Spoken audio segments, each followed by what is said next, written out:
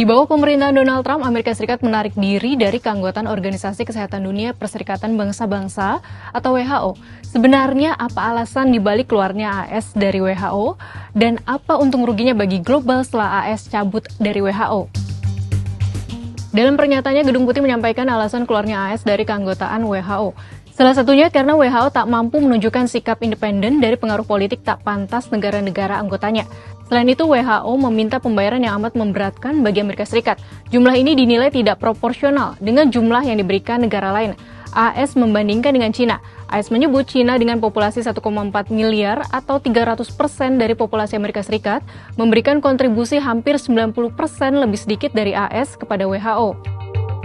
Dengan keputusan tersebut, Presiden AS Donald Trump meminta Menteri Luar Negeri dan Direktur Kantor Manajemen dan Anggaran AS menghentikan sementara transfer dana, dukungan, ataupun sumber daya pemerintah Amerika Serikat ke WHO di masa mendatang.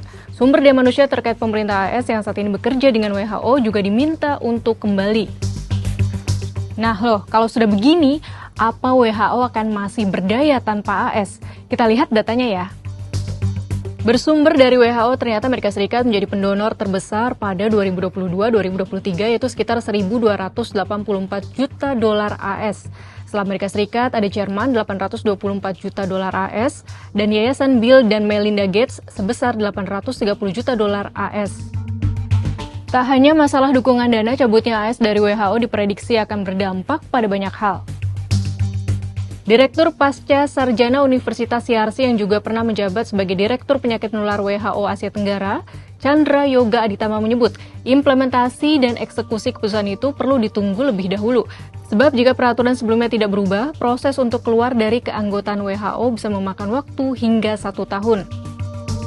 Chandra juga menyebut sejumlah hal perlu diantisipasi, terutama yang terkait sistem kesehatan global.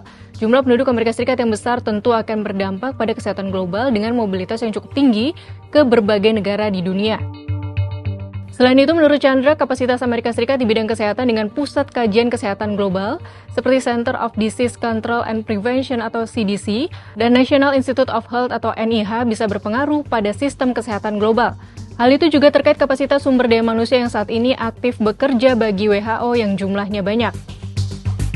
Kita lihat kelanjutan cabutnya AS dari WHO. Apa AS langsung benar-benar keluar atau berproses selama setahun dan berdampak pada kesehatan global?